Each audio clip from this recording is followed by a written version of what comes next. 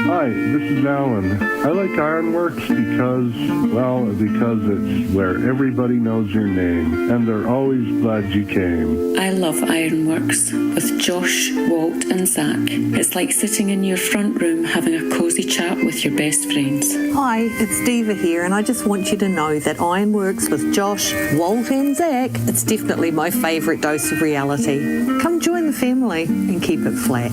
Why sleep in when you could get your dose of iron in the morning? Listen to the IRONWORX. This is Enlightened Dawn. Roses are red, violets are blue. Ironrealmmedia is the best on the plane. To this show, I will forever be true. You guys are truly the best, and I love you guys. I'm so thankful to have you in my life. Do you like listening to space letters from Never a Straight Answer? Then tune in to the IRONWORX with Zack, Walter, and Josh. Break clear of the fear on the IRONWORX and become an Iron Scout. Good morning. I'm here.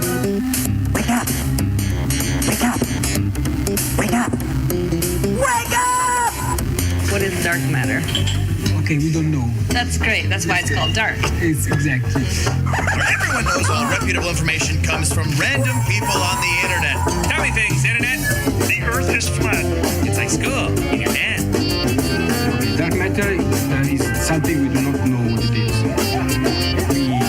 We believe the dark matter is there, but we have never detected it. Well, what I'm afraid of course, is that there is no dark matter out there. There was one? There is no dark matter out there. We need to think really hard, Let me ask you something.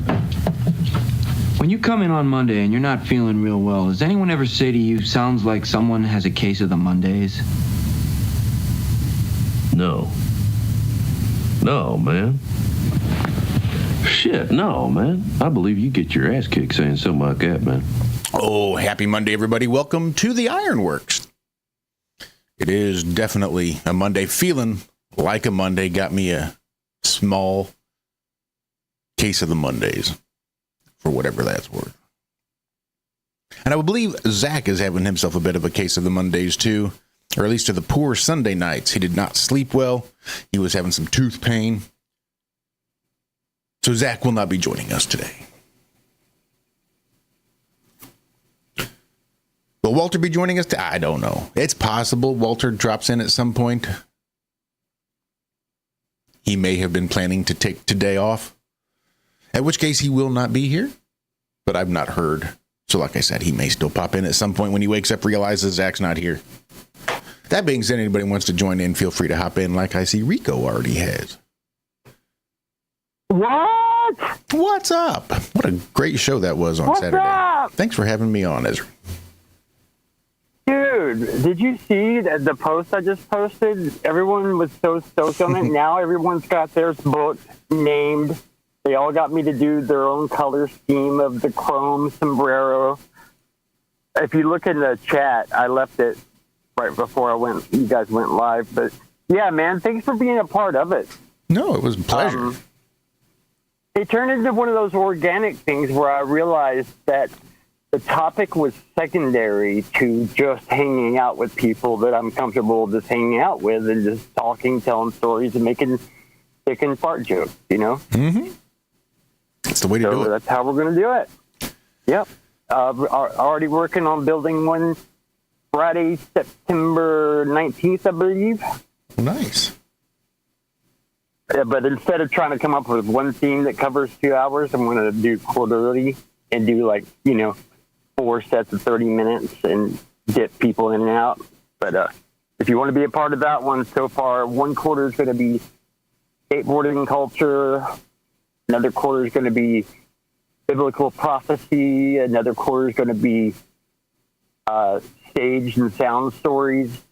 Nathan, commercial sound and video, is going to be on that one. If you want to join one of those, I believe Ray is going to be on skateboarding quarter. By the way, I'm waiting for people to come in. I'll stop talking about my show and your show again. I wouldn't wait. Man, it went. I got so many compliments on that just being the debut show. Well, that's good. You know? Mm-hmm. Yeah, I mean, it's hard to have a best first to anything. So it is, and it's hard to really, again, like I told you Saturday, it's tough to both produce and host a show at the same time, especially if you're doing multiple shows. Well, I'm getting better at it, and I'm going to produce Andrew's and Nico's for them. So, well, that'll be good. I agree, David. Yeah, so if you want to come on, I plan on kind of like pimping your chat when it comes to trying to fill up the booking for my solo sombrero, my Hurricane Rico stuff. Uh-huh. You know, hey, anybody know anything about blah or blah or blah? And again, the topics are going to be secondary to just cool people that just want to hang out.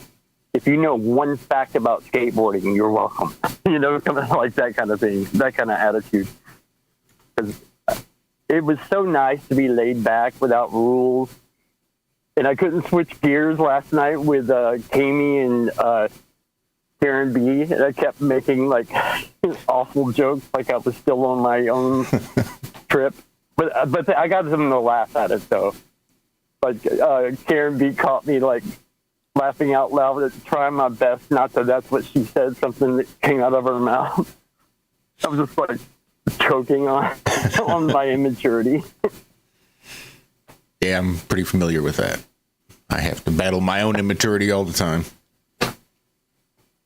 And, you know, I don't know what your excuse is, but I heard something that made sense to me, which is you stop emotionally maturing the year you become an addict. Uh-huh. You know what I mean? Yep. Because you stop dealing with things raw and building up that whole wall of, you know, defense mechanisms and tools for certain defenses because you're escaping instead of dealing with it. That's right. So I'm probably going to be 70 going, that's what she said. Like, I produced 2 good shows in one weekend, but my favorite accomplishment is I figured out what my tombstone is going to say. I want my tombstone to read, "He meant well." Well, he tried.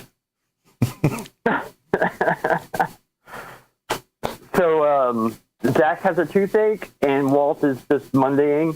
I think that's the case. I do believe so. If I can dig up a good copy of a link, maybe I'll drop it in chat. Anybody else can join up if and they want to. Yeah, I'm just gonna hang out until you get some company. If you saw the load of laundry I got to do for the kids Monday, if you saw right now I just got a bunch of folding.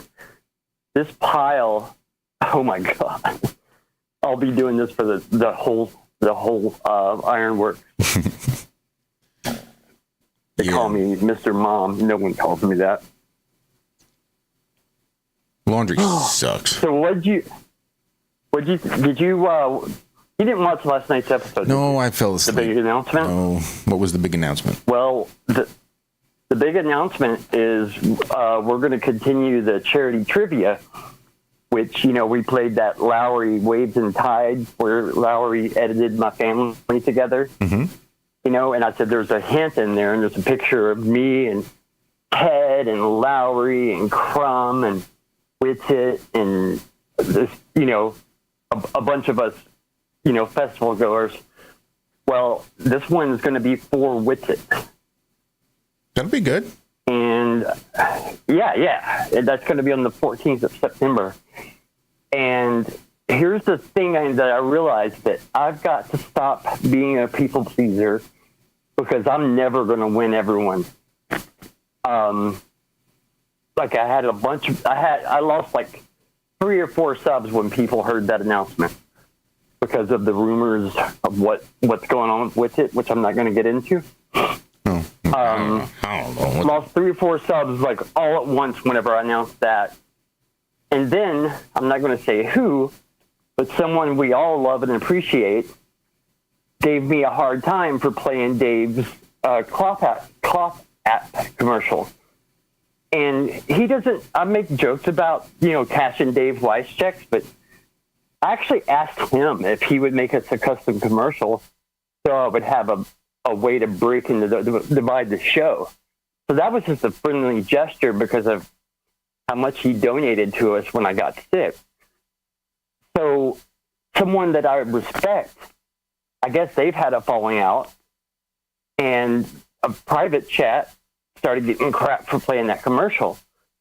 And I'm like, man, if I tried to make everybody happy, that gets to be a slippery slope quickly. You know, like, I'm not going to play this. Well, what about the people that do want to hear about with it? And what about the people that do like the app, you know? Mm-hmm.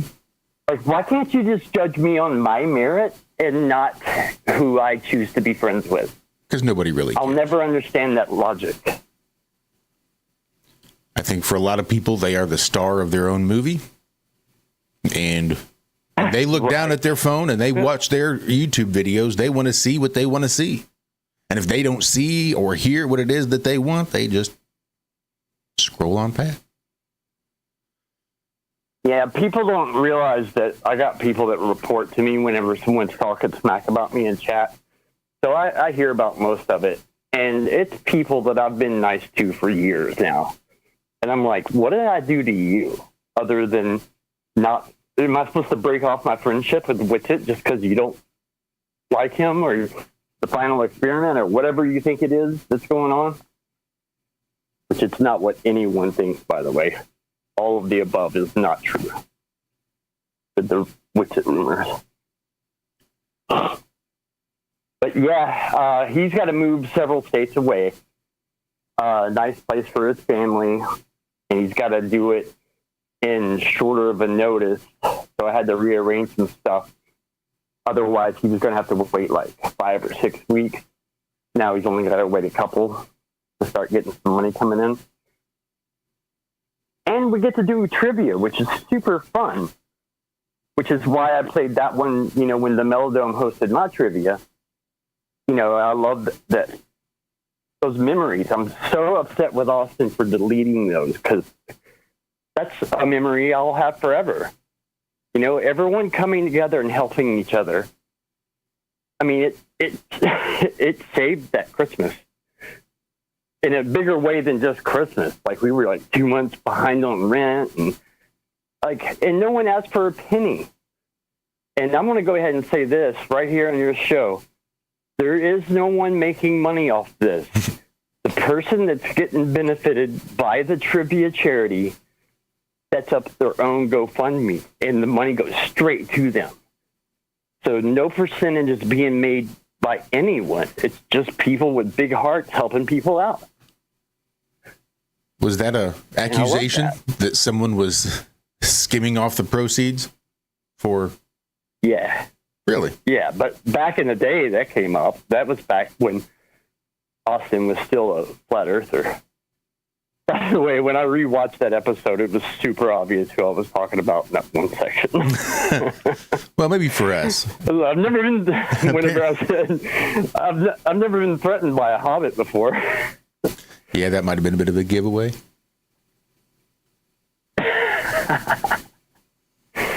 But yeah, I mean, just stop talking crap about people. Like, grow up. You know, people that unsub for that, go ahead and unsub. Like, I didn't want you anyway. Because I'm not in this for money or notoriety. I'm in it because I love it. Like, and the second I start being a full-on people pleaser, it becomes a nightmare, and I'll just quit and give my show away. Mm-hmm. Mark my word on that. I will be like, straight up, who wants my spot? You can have the show, and you can have the fourth of a penny we make a month every month. Actually, be honest with you, because of the StreamYard costs and other costs, and, materials and business cards, we end up in the hole every month. We don't even break even. Oh, yeah. I'm well aware. I've spent thousands and thousands of dollars. But I mean, there's people out there that think that we're rolling in it. I'm like, are you kidding me? There was 20 people in chat tonight, and we lost 3 of them. We had more than that. I'm being modest. But my solo sombrero, man, that's my new passion project. You can give me advice, you can make fun of me, but you can't tell me what to do, and that feels good. Yep. like getting a shitty drum solo at a arena gig. You know, where you're just stomping on the floor to get the audience to clap, and you're not doing a whole lot of anything. So the rest of the band can go get high while you sit there going, man, I wish I could just get high. Yeah, people pleasing. How was your day yesterday? Oh, sorry, go ahead. My day yesterday was completely and utterly uneventful. Of all the things I needed to get done, I got done exactly one or two, maybe. I didn't stop moving yesterday. I am beat. I had a weird episode. No one helped me with the show either. I did the sound check and everything by myself. It looks like people are there, but they're not. I had a weird experience Saturday just before your show, whereupon I started to get really hot and sweaty, and I had to lay down, and I just fell spread eagle on my bed and just sweated. Like I really. Okay. There's like 4 sentences in there that I've got to go twerk to later. Nice. And I know spread eagle just does it for you every time. I can't even go there. But go ahead. This is after I talked to you the first time? Yeah. This was just literally, well, maybe an hour and a half before your show, because I set my alarm for an hour so that would give me that half hour prior to come in for the sound check. And I just crashed and just started pouring off sweat profusely, just dumping sweat for some reason, just hot and sweaty. Then it stopped. Then I was cold and shivering and thought, well, I guess I'm going to have to call Rico and cancel because there's no way I can do anything with all of this going on. Like, let me just go to sleep. I'll set my alarm, go to sleep, take a little nap. Woke up 45 minutes later feeling fine. So it was all good. I don't know what the fuck that was all about, but. Thank God. Yeah, you didn't seem under the weather at all. That sounds very detoxy, like your body was trying to sweat something out. Yeah, could very well be. I've started taking moringa in the morning, and maybe that's what it was. I don't know. I'm an expert on sweating things out. My Mitch Hedberg joke. I used to do drugs. I still do, but I used to too.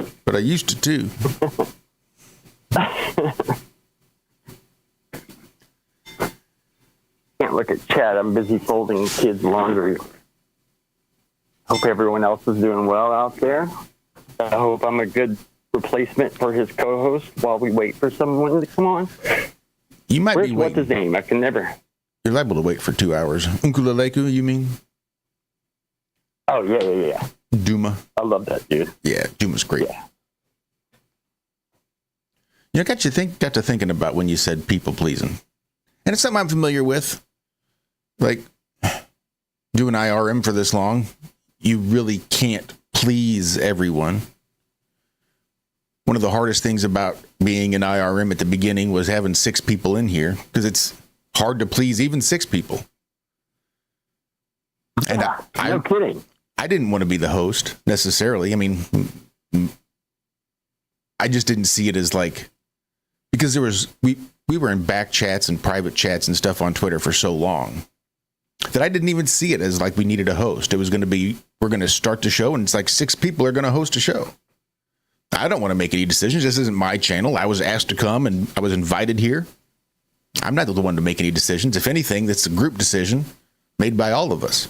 And that's just very difficult to do. And eventually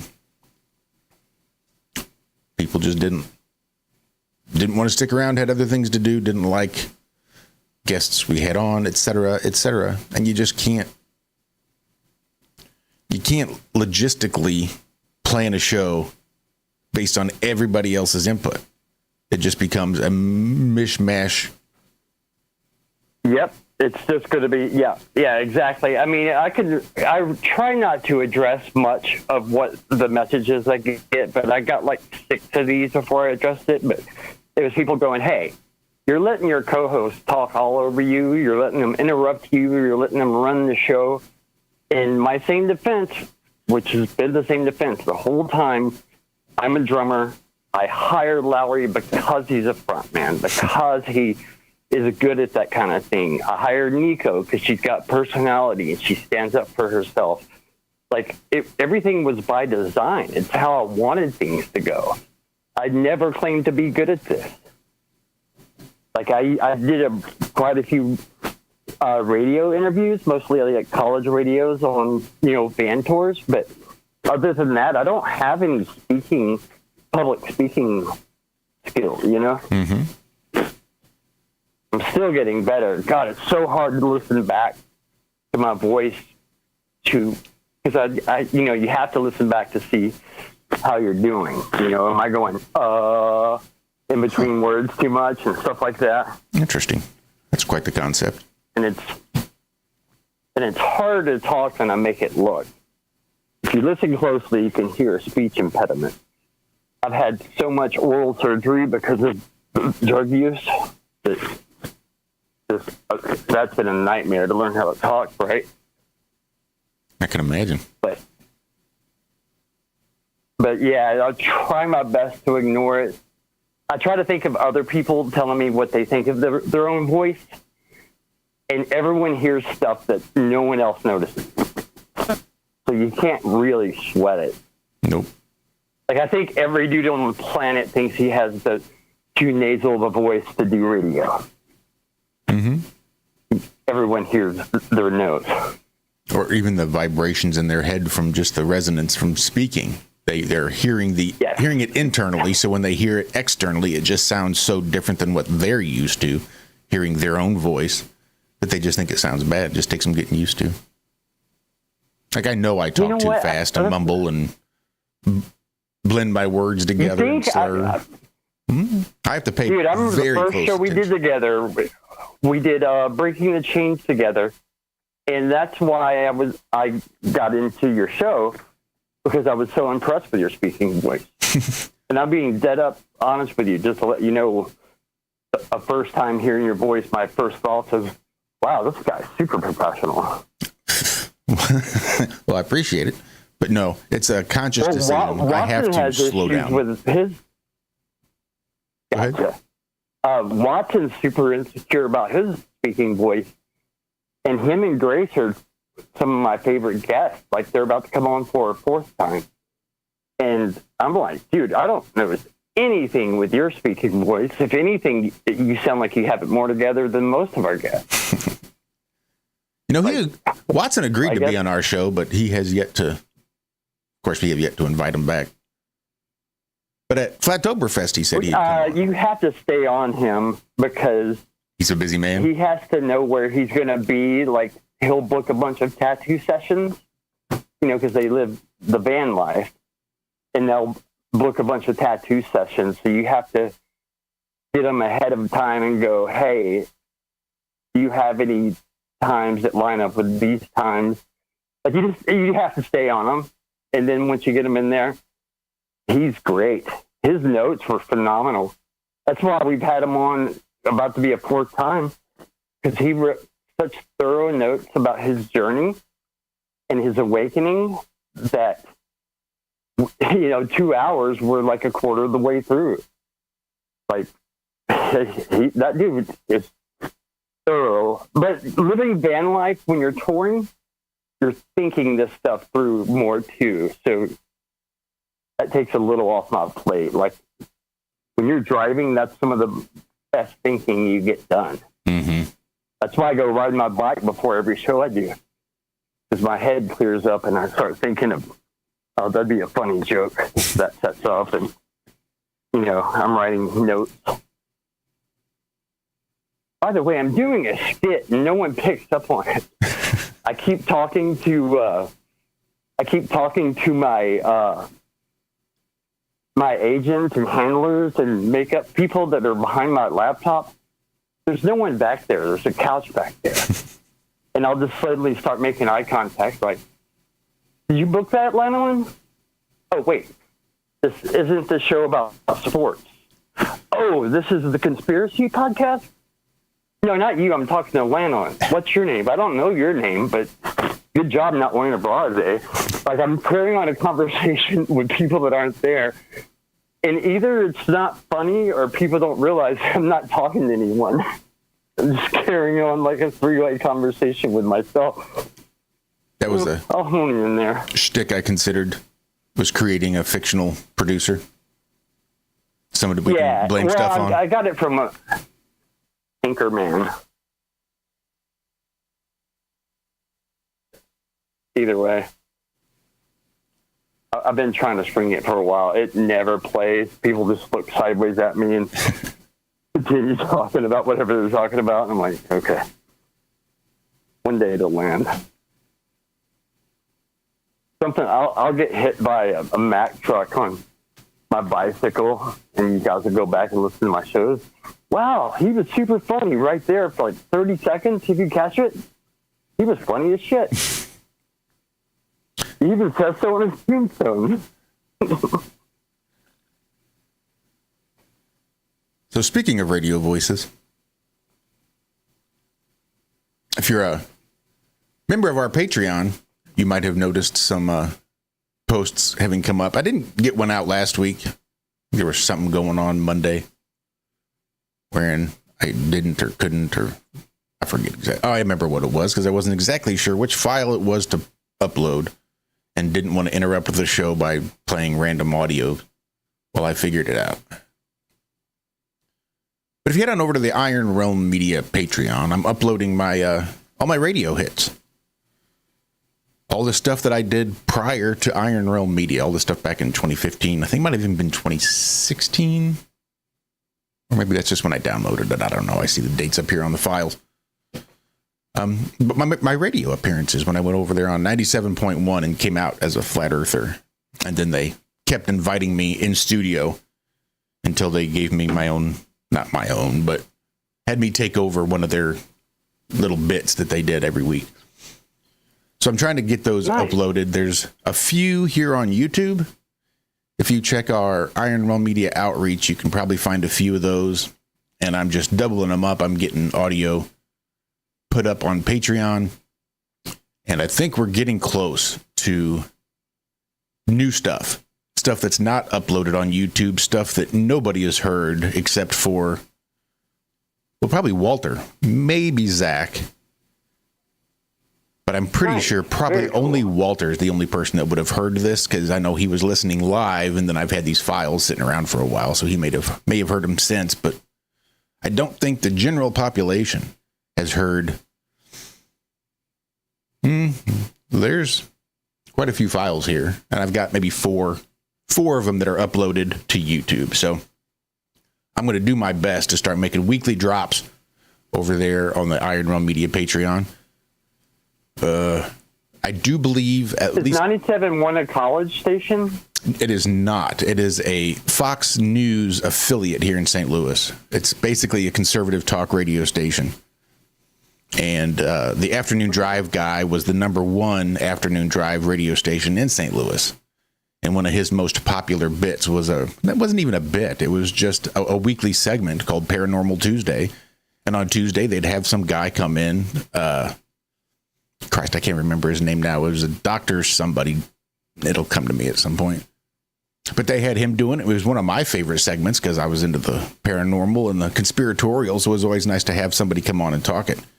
But he got a little big for his britches. One started to want money and stuff for his appearances. And I think they just kind of did away with the segment until I came out and called in about the flat earth. And they invited me in a few more times and just, you know what we ought to do is just make Josh our Paranormal Tuesday guy.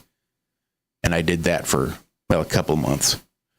Until the question was who historically would be known for sacrificing children.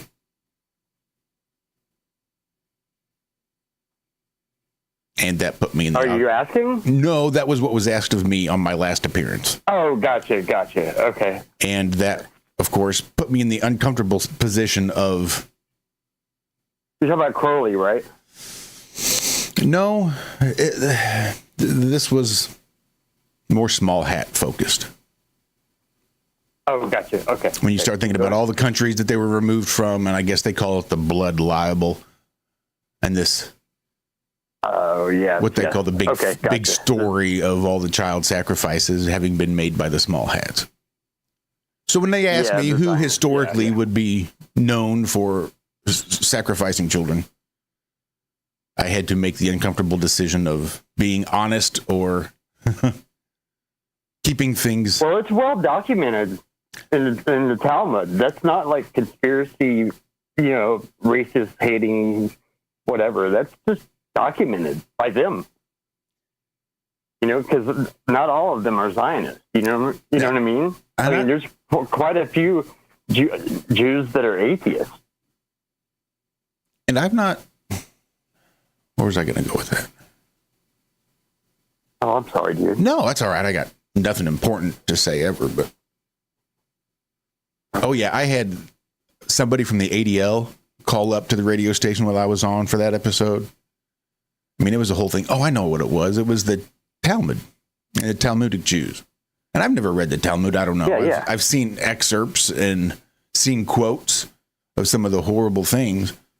The only thing I really know about the Talmud is it's basically just debates back and forth. Yeah, it's a collection of writers that's more like an encyclopedia than a biblical text, even for...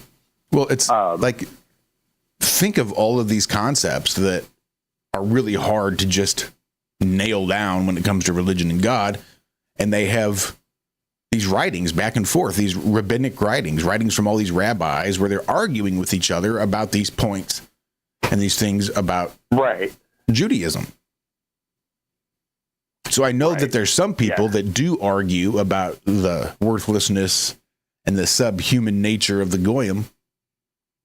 But for all I know, that's just one of the arguments. That's one side of the argument, and the other side of the argument is the exact opposite. And we're only looking at the negative side, saying, well, look, this is what the Talmud says. But maybe the Talmud also says the exact opposite because it's a debate. Completely correct. Well, you're very correct on that. It's just a bunch of transcriptions of just debates and sermons is basically what it boils down to. I still stand by that. Doesn't matter to me. If you found it worthy to put in our Talmud, then I don't want to follow any part of it. Maybe that makes me short-sighted, but yeah, I don't know. Talmud. What's up, Craig? Hey, brother. Hey, you got, man, if Nico doesn't act like she wants to skateboard anymore, I'll just give you this one. I've got a Tony Hawk one, but it's not that great. I would love that Death Wish one, man. Ain't gonna lie. Yeah, I've met Eric Ellington too. That's his signature model, but I'll get you something. I promise. Cool, man. I need you to come on the 30-minute segment. I don't know if you heard me talking about that earlier. Yeah. Did you hear me talking about the... Mm-hmm. Okay. I do want you to come on for at least a 30-minute segment about skateboarding on that. Awesome. Yeah. Yeah, I said that. I asked you in the chat there. I wanted to go back. Josh, you were talking about special Patreon clips you're going to be able to drop soon. I hate to call him Josh, I listened to the first one. What was that, Craig? I'm sorry. I listened to the first one when you first for that call in. Yeah, went on that show. Mm-hmm. Yeah. It was awesome. It was cool to get a window into how you were thinking back then. And then, well, I was going to say that. You know what? You keep talking. How long ago was that? 8 years, going on 9 years. I think it's either 2015 or 2016. Yeah. I think it was. Okay, yeah. I really think it might have been somewhere 2015. From November of 2014, when I first heard about the idea that people still or now believe the Earth might not be a ball, to the time I went on then made that phone call, I think might have been about 9 months. So I'm guessing the phone call I made was the 2015. Yeah. And then I became a flat earther in March of 2015. Yeah, I'm 2015 too. I don't know the month though. Let me get this point off before it's not relative anymore. You're talking about all these cool clips you're going to be able to release. Well, there was a group of drummer fanboys in Nashville that followed me right around that time. I was on the cover of Modern Drummer, which that was like, I think 2001 or 2002. But one of the fanboys, and I hate to say fanboy, that sounds dismissive, but if you like, they would all like, if I switched the brand of drum heads that I was getting free gear from, they would all suddenly be playing it as if they worshipped it. You know, I was like, guys, I'm just getting free boxes of stuff. I don't worship them. If you look at all the people we're sponsored by, I'm sponsored by Dickies and Ball Powder. What's that stuff called? I forget. You know what I'm talking about, for sweat. Like, we had every sponsor you could imagine, and they would get it all. Yeah. But one of them collected everything he could from me. My girlfriend caught him in my loft apartment on 2nd Avenue behind the Hard Rock in Nashville while we were all in my loft doing, we were snowboarding up there. Oh, okay. No.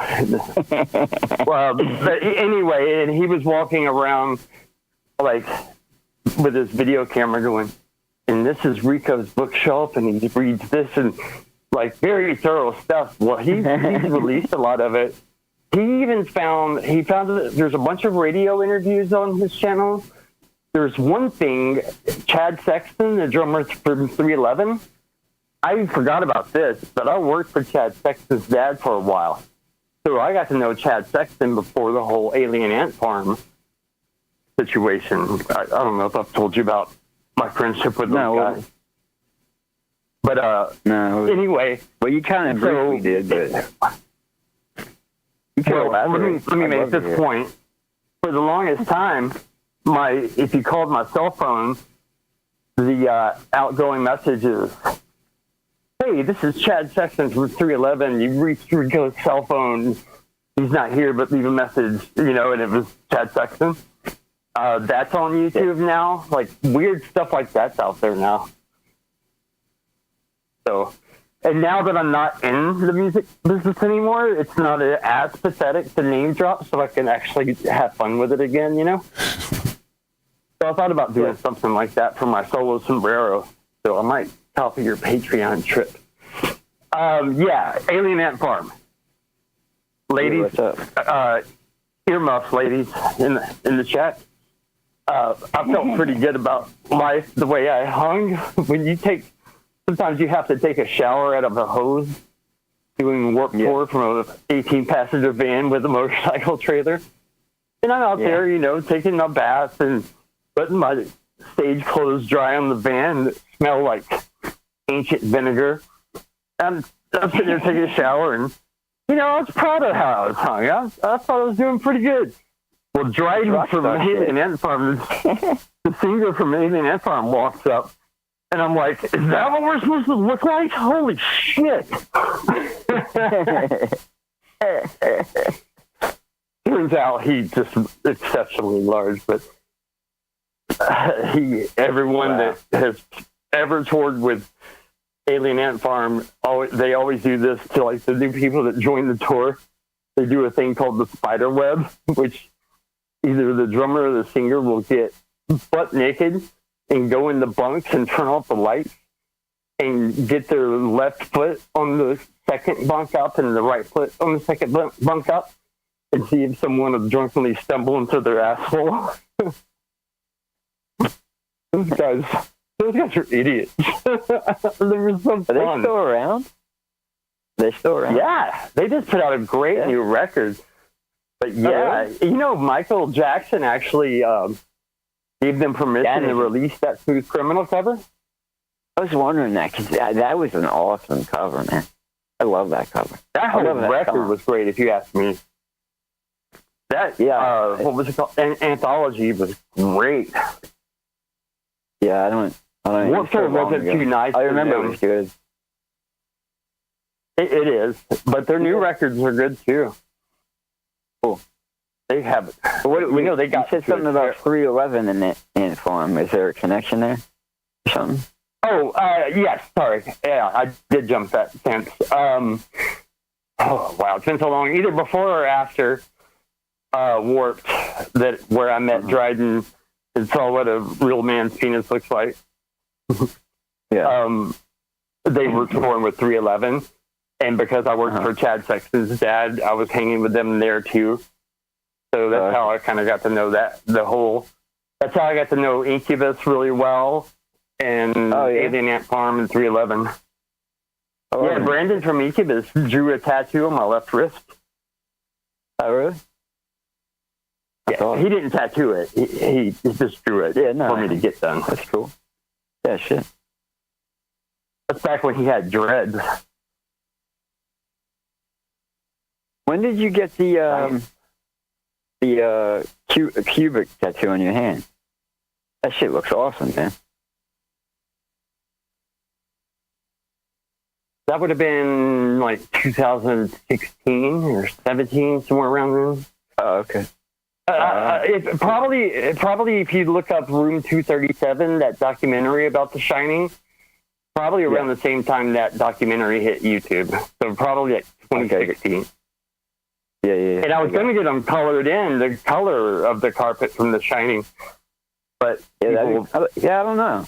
Yeah. People won't let me probably either way, really. Yeah. Like Watson owes me a tattoo, and I was going to get more of it done on my forehead. And those people are, you know how you get to me is through my kids. My wife was like, yeah, but what if it embarrasses your kids when you're out with them and they just don't want to tell you?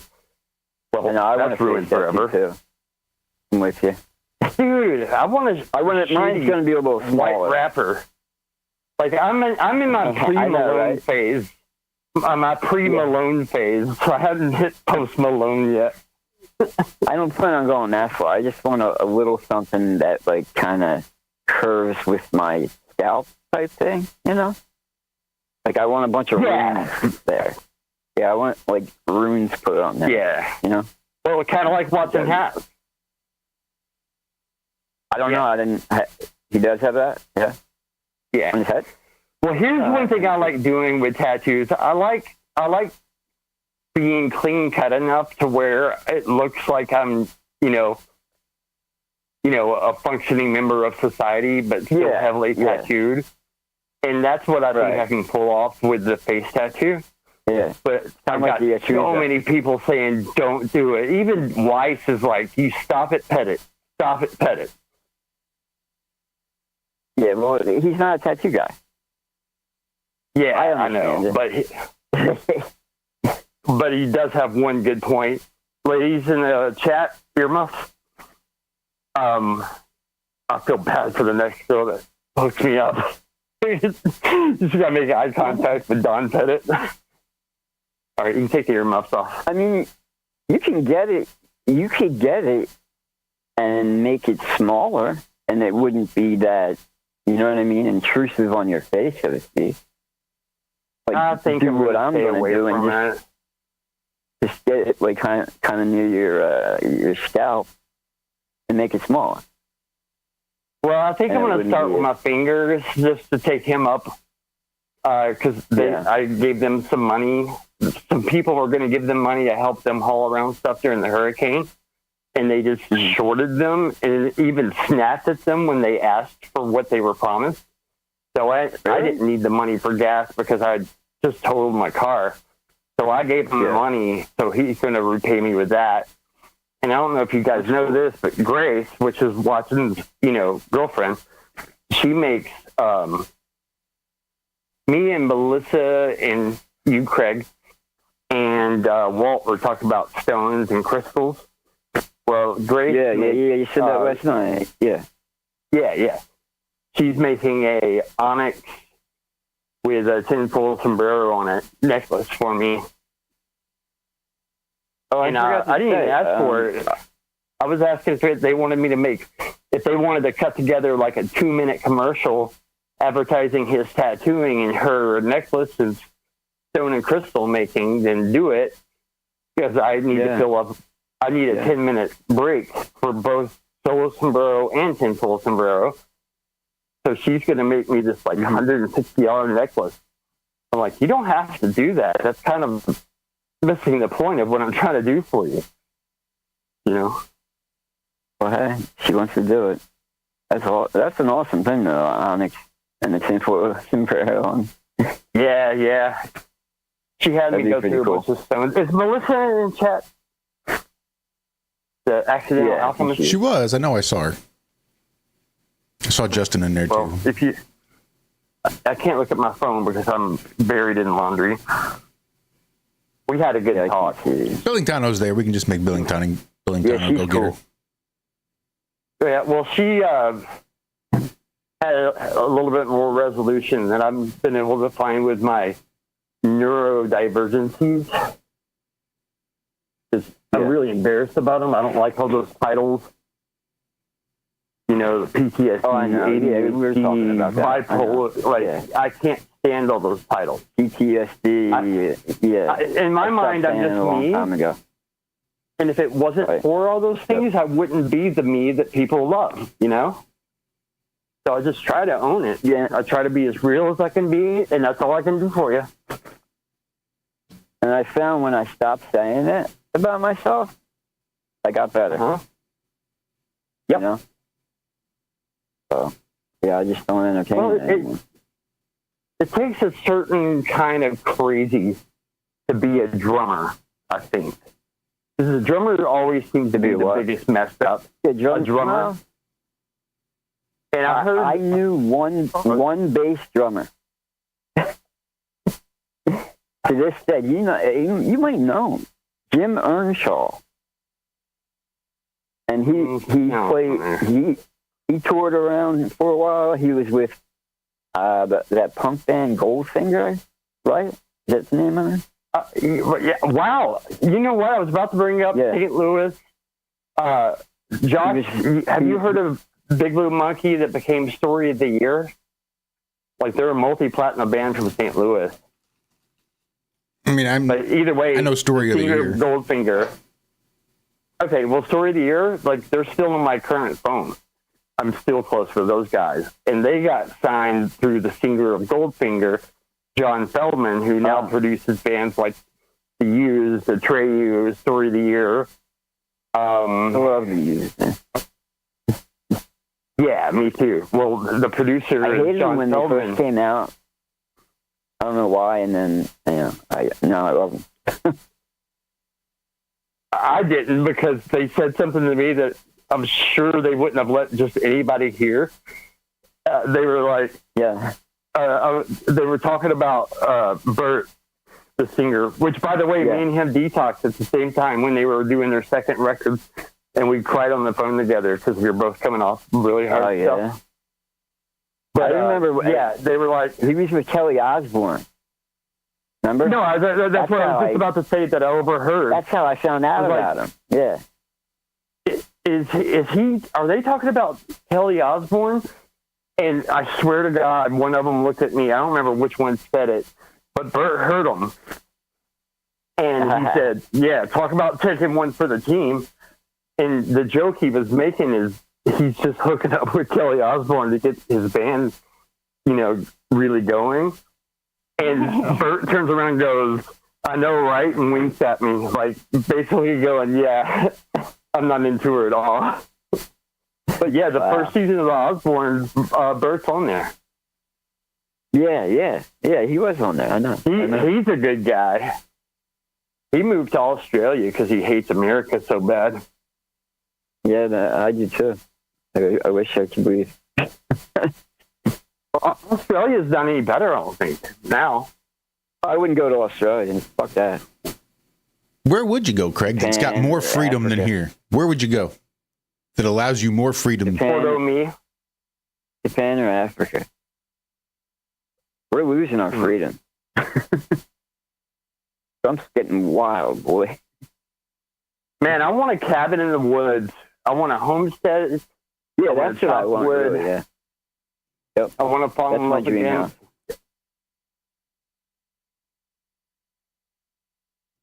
Yeah, that'd be really nice. Are we talking somebody else's woods and somebody else's cabin? Or are we talking about like, hey, I want some land so that I can build a cabin? That part's negotiable. Either or, yeah. Whatever I stumble upon on that one. Well, I would think the one that's least likely to get you shot. Off the land. Which one do you think is least? I want to go on a weekly Hobbit style foot adventure to go to get Wi-Fi to update everybody and run my shows. And other than that, you can't get in touch with me unless you like the Beacons of Gondor. That's a third Hobbit reference. Potato.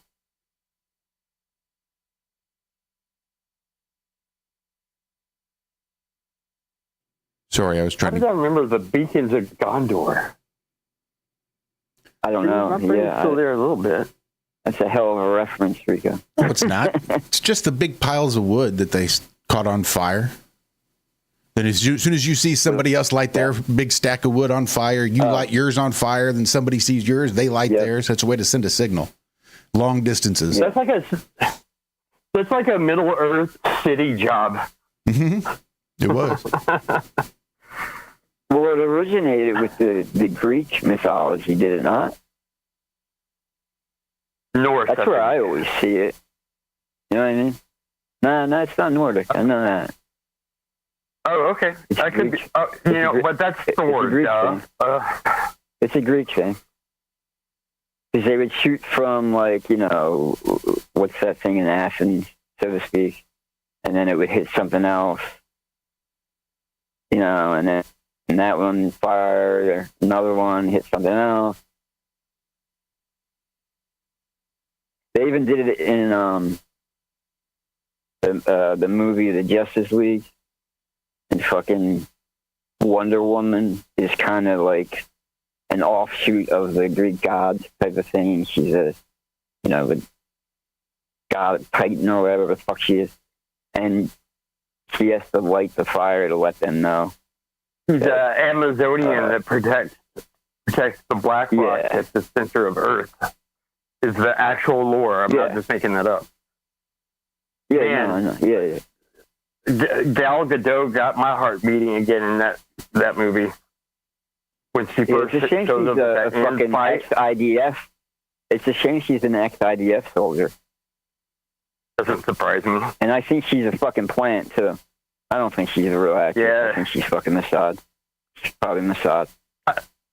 Me too, Billingtano. The guy I was talking about, John Feldman from Goldfinger, he produced their record, Lead Sails with a Paper Inker. Sorry, I'm just now getting a chance to go back to chat. Lead Sails. That's a good name. Lead Sails with a Paper. It's my favorite song, too. It's a song about drowning in alcohol, metaphorically. Oh, yeah. Yeah. Lead Sails with a Paper Inker. Will I come up for air?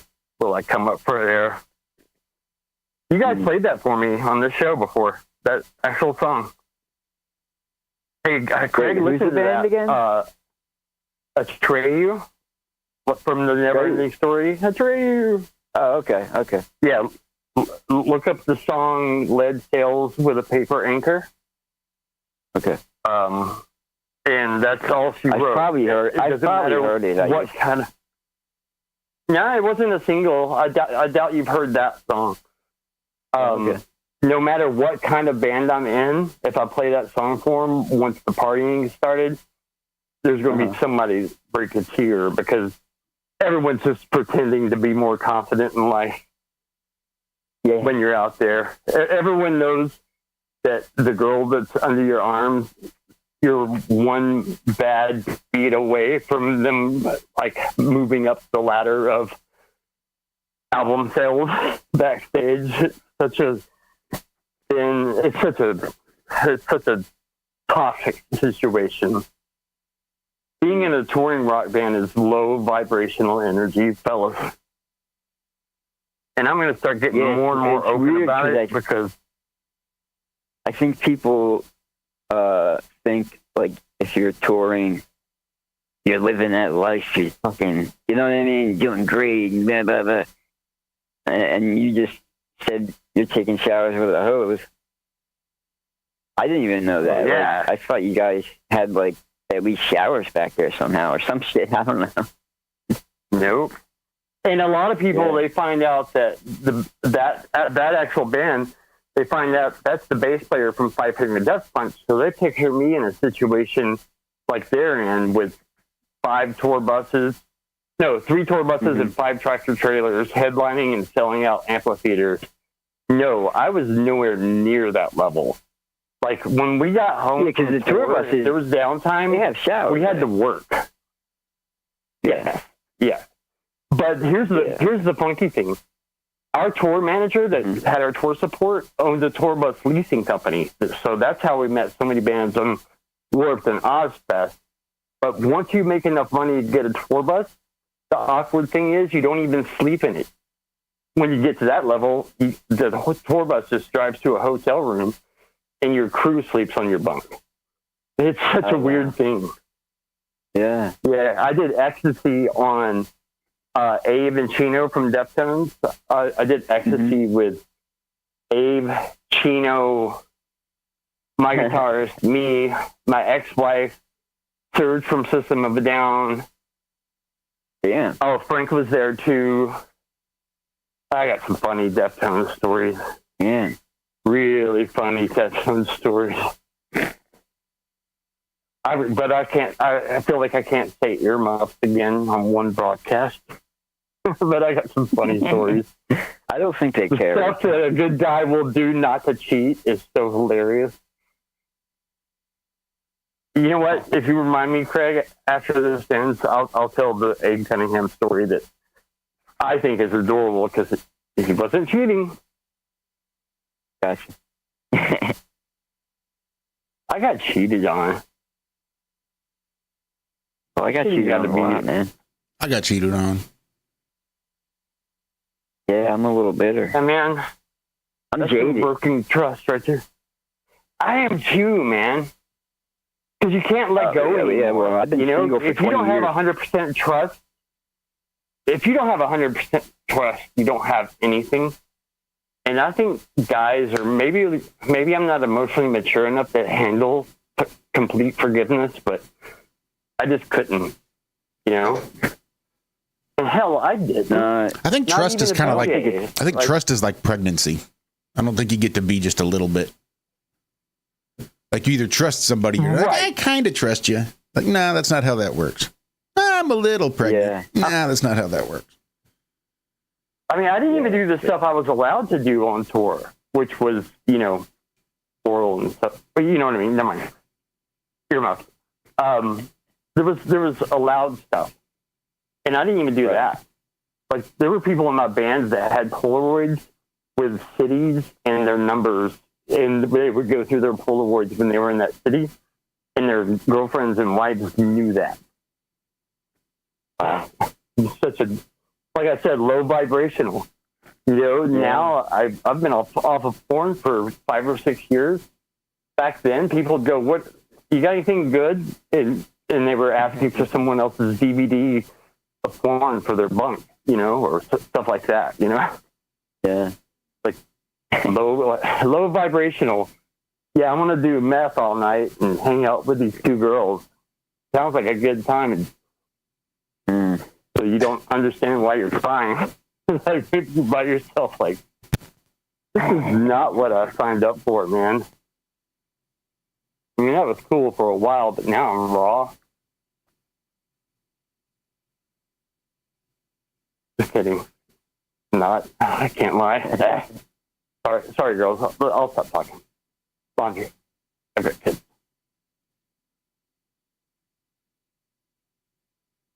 What happened to Zack? He had a toothache? Yeah, I think that's what it was. I think he had a bit of a toothache and had a hard time sleeping, and he was just going to skip today and try to rest up and deal with the pain. Yeah, that's like amongst the worst. Oh, fuck yeah. Ooh. It's like, it's a severe pain, and it's right in your face, too. Like, you can't not think about it.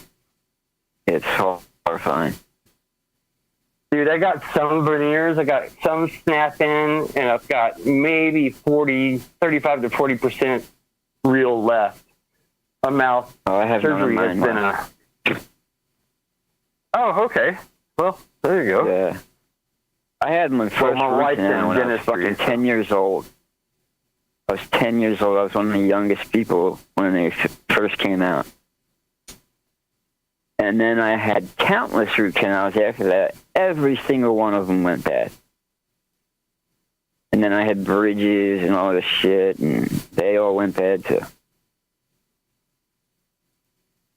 You know what's So, yeah, funny I'm is working people on it. think that opiate addicts, they think their teeth fall out because they're too lazy. Yeah, that's not what... They don't understand. It's the chemical that's hereditary. in opiates. Well, if there's a chemical in opiates, especially like methadone, that dries your teeth out from the inside out, and your enamel dissipates. Yeah. And they become real brittle, so you're biting down on the steak, and you feel a tooth go... Yep. Yeah, that's what would happen to me. Next... I've been into a fucking Rice Krispie treat and lost a tooth. Fast forward Fucking 5 or Rice 6 Krispie years treat. later, and I'm reteaching myself how to smile naturally. It's still tough. Yeah. Man, when they take your smile from you, it's almost like, like, damn, that's low. The devil is very real, man. Your smile can be taken from you. I didn't mean to go dark. So wait a second. What do you got? You got snap-ins? Do they come out like? They have like the surgical screw posts. Right. Okay. They're like dentures, but they have posts attached to bone. You know what I'm talking about? So is it a bridge then? Actually? I don't think so. Not sure. Just look in snap-in dentures. Okay, you know how like the individual ones that like my wife, she works at a high-end dentistry. Those are individual. Well, imagine like your whole top row, but it only has 4 posts drilled into your jaw, and then 4 posts on the other side of the teeth. Yeah. So I got that going on the top. In the bottom, there's 4 snap-ins, and the rest are all real. Yeah. But to get it all done, I had to go... I got like 9 teeth taken out without any pain medication all at once to get this done, because I couldn't take opiates at the time. That was good gnarly. Did they numb you? Oh, I just did it, man. No? I was still drinking, though. Afterwards, I had my mother take me by the liquor store, and I was in so much pain that I blacked out the fact that I ever went there. And they're like, dude, yeah, you were bleeding everywhere. You were trying to stop it, but it was leaking out of your mouth. Oh, yes, they did numb me. Like, yeah, they did. Yeah, they did. What do they call it? A local anesthetic. Yeah. I was going to say, there's a whole family of canes they that you do can that. use that's going to help that pain. It's not opioid based. Yeah. No, I'm not Superman or anything, but I thought you meant like an IV of some kind of thing. No, they did shoot my gums up with that stuff where you sound like Bill Cosby when you try to talk. My body is hanging off my face. Mushmouth. Okay. Novocaine don't agree with me, though. It makes me kind of hyper afterwards. What's that? I can see that. I mean, I'm sure it's all that family of canes might get you hyped up a little bit. Oh, I bet. Yeah.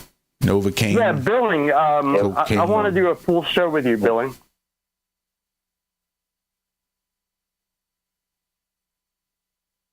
staygoldrico@gmail.com. STAYGOLDRICO. If you want to do a show, I'll get you booked. Benjamin Balderson. We got an open Sunday. Got Widgets trivia. Thinking out loud. Sorry, guys. This is what I'm like on very little sleep.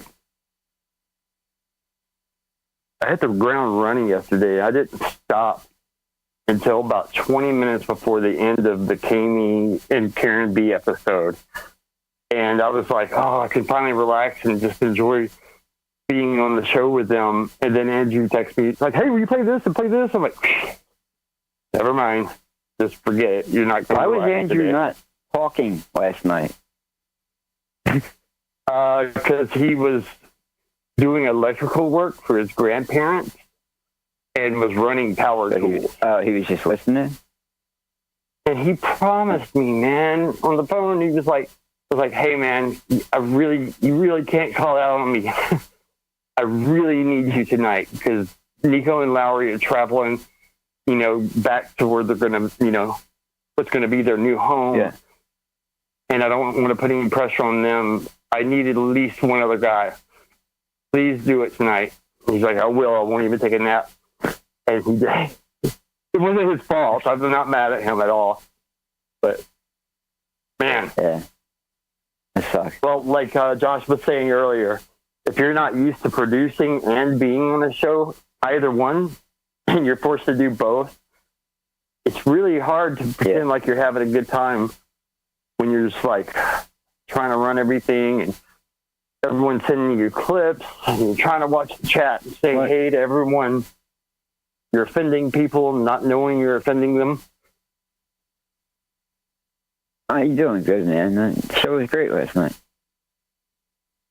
Oh, I thought it was okay too. I didn't catch it till the I think after the break or maybe right before. But I am done people pleasing now because I realized how sideways that could go quickly. Yeah, if I ever quit doing sombreros, it's because it turns into a hell. It turns into what music turned into for me. I'm not doing it for money or notoriety. If it's not fun, I'll stop.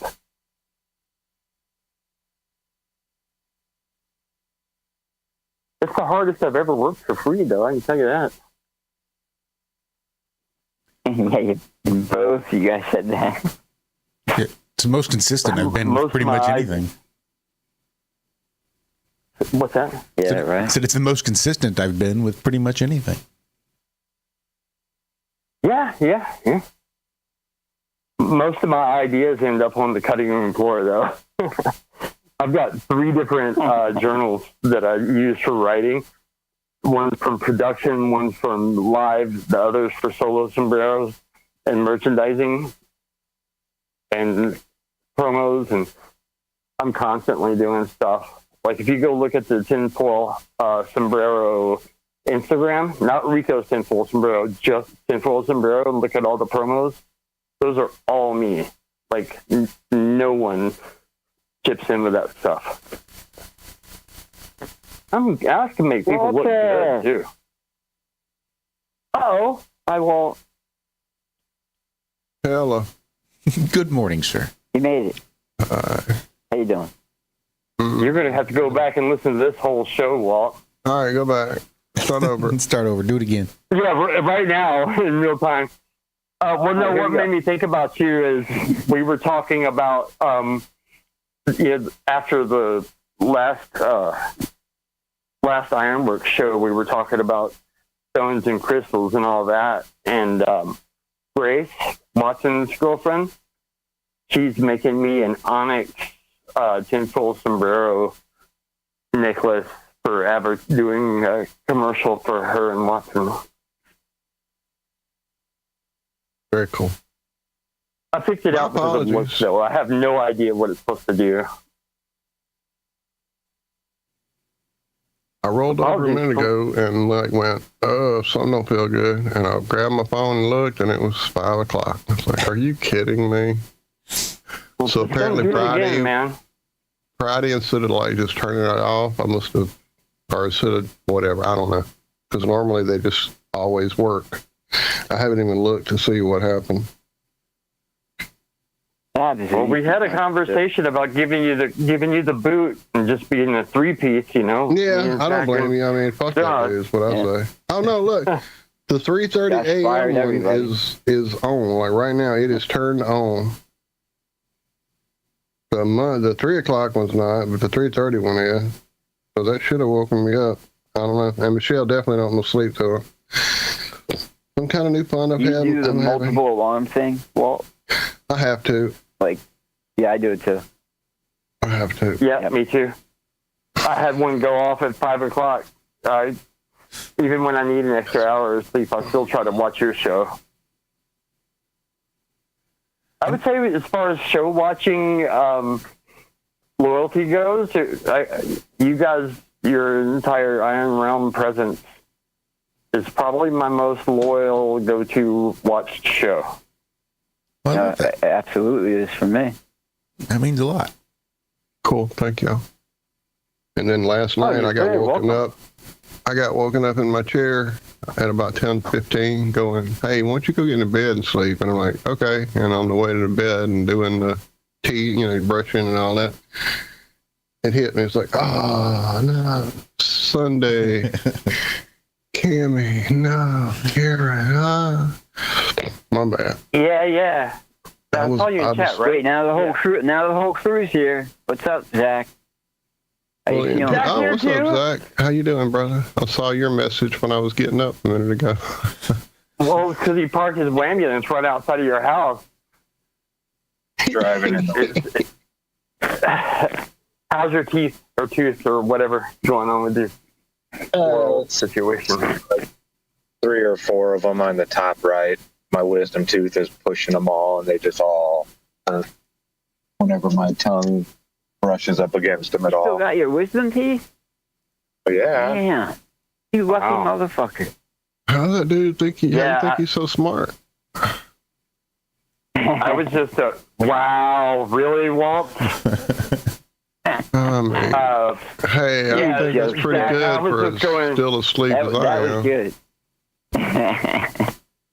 I was just talking about the variety of different dentistry techniques going on in my mouth, post-opiates.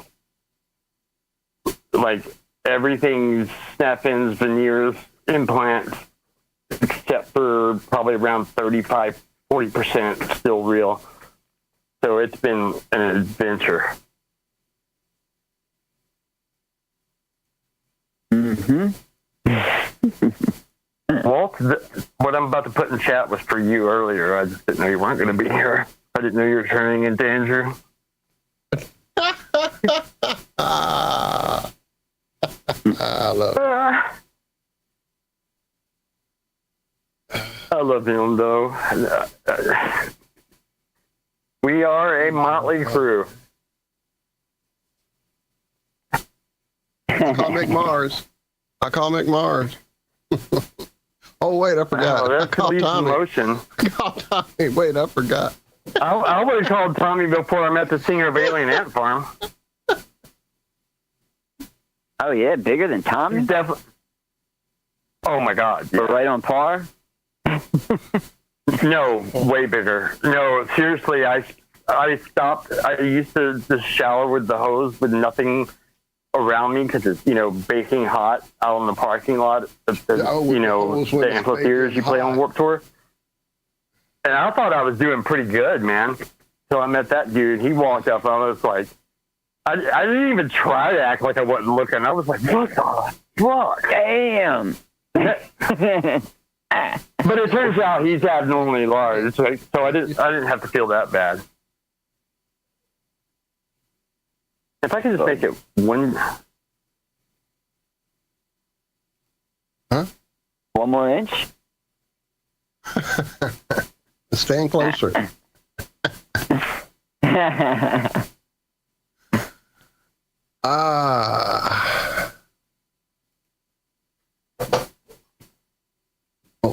Walt, I'm going through a copyright fix situation. I've been sending people to your channel, so thanks for that temporary fix. I don't know how mine's still up. That's what I don't get. That's why it's being blocked on your channel, but not mine.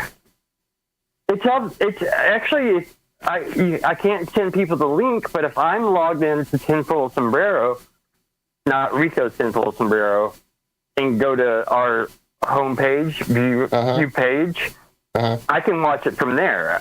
It just won't work to send to other people. It's so random. I don't get it. I've never seen this. This was new. I was going to ask y'all about it, and I forgot because I'm still waking up. But yeah, I noticed when I was going to your channel, like, how did I see it? Like, so I got the show from the other day. I find it. Oh, that's what I did. I was like, I just went to my history and hit our show from the other night, from Saturday night, to your channel. And when I was doing that, it showed my channel first, and I saw the show. Okay, cool. And when I went to your channel to go look at the Cami and Karen to see if by chance I was still streaming at 10:30, I saw that your other that was for you, Walt, in chat real quick. Okay, let me go see. Oh, I got to put my phone down and do laundry. Go. I opened and closed my Solo Sombrero debut with Deftones songs because the new record was dropped. Wait, which chat? The show chat or the call chat? Oh, the YouTube IRONWORX chat. Yeah, I'm scrolled all the way. Before I forget, trying to say hey. Rico, who was that band you played to end the show last night? Glassjaw. Who? Glassjaw. Glassjaw? Okay. Things that you drink liquids out of are made of this material. Glass? Jackal. Is it a jackal? Jackal. Oh, Glassjaw. I'm sorry. There you go. It's a jackal. I mumble like you too, man. We're mumbling. Wow, now it's a mumble? It's a mild speech improvement. I have a speech thing too, dude. I just never said it, I don't think. Or have I? I don't know. Yeah, I have a speech thing. I can tell how tired I am when I'm listening to playback by how much I can hear the lisp. Because I have to really fight to talk over all the fakery in my mouth. I've also got butt implants. That's why you twerk so good, right? Dude, I don't have a lower back that would... I think some people have triple jointed bodies. I don't get how twerking works. So funny that I call showering that because of you guys. I wouldn't even want to try it. I think I'd throw my fucking back out. The Brazilian butt lift is the most dangerous form of plastic surgery. I guess chicks are dying left and right. Trying to get this surgery. When they go get the bullshit in them from fucking Mexico or some shit, they get what is it? Like silicone. I just realized this isn't a joke. They just move. They just move fat. They pull. They take it from someplace else. It's not usually a foreign substance. It's usually part of your body just from somewhere else. Yeah, but no, I wonder if I can get an alien ant farm. If they go down to Mexico and get the cheap ones, they're getting some kind of filler they put in, and it goes bad. If you want a butt, I forget what it's called. That's what you do. You bend down, and then you stand back up, and you do that over and over. And you get up off of it. You have to get up off of it. In the military, they're called squat thrusts. Like you count to them. Squat thrust, ready, exercise. And then you kick your legs No, out. Rico, that's just what they told you they were doing to you. So the whole soap thing and pull your pants down thing, they were making that part up? Yeah. And the look of a salivating, ravenous wolf cartoon in their eyes. Wow, that was graphic. I just hurt my own feelings somehow. But you're not wrong. You're not wrong.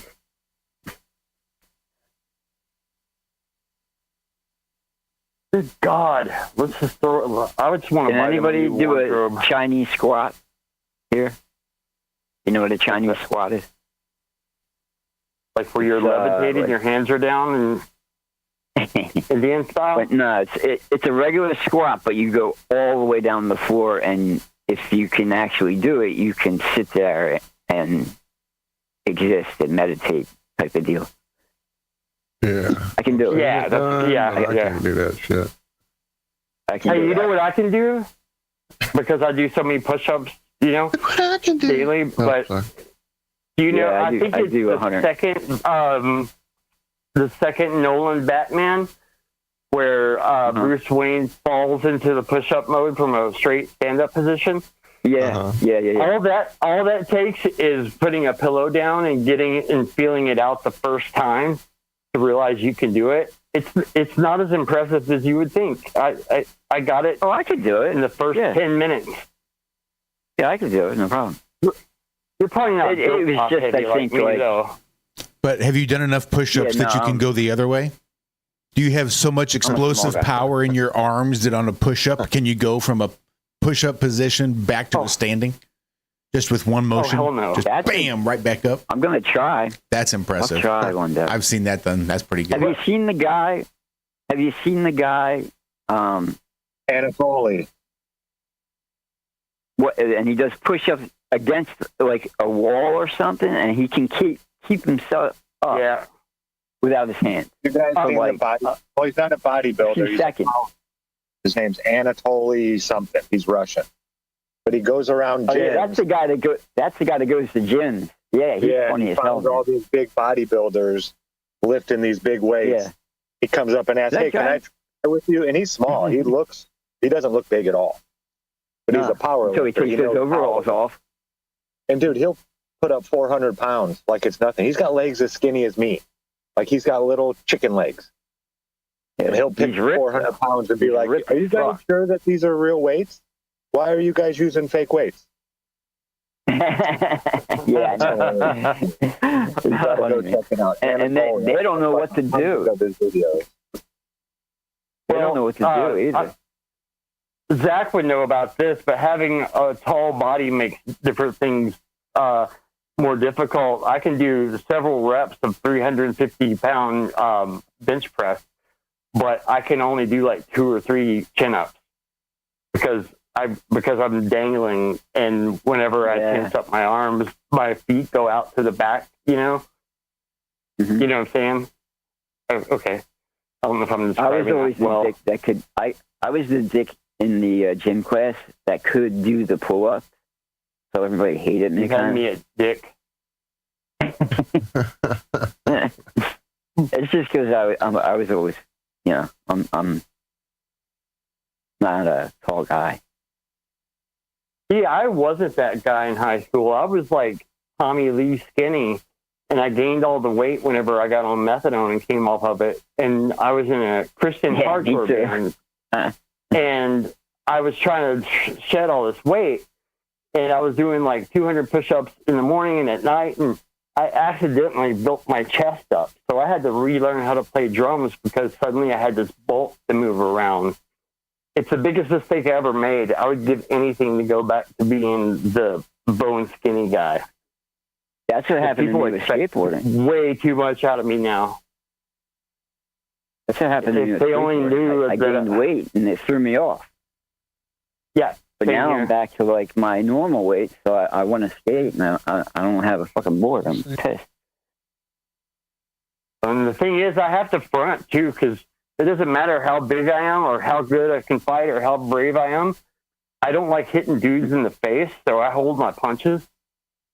Like I'm not saying it's the only reason why I've lost fights, but it's one of the main reasons because I'm worried I'm going to break someone's nose. Or I saw one guy had to get his jaw wired shut from a beating he took, and I don't want to be responsible for that. Fighting's so barbaric. Yeah, they're willing to do it. I won't do it for myself. Well, I'll defend my friends and family all day long, but I'll take a beating. Like, I bet those 2 kids jumped me recently. I told you guys about that. Yeah, I could have fought back, but I didn't want to lose my bike.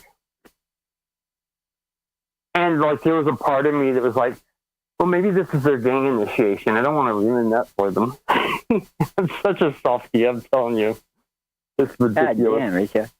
You should have laid those motherfuckers out. Same way, Rico. But that sodomy was...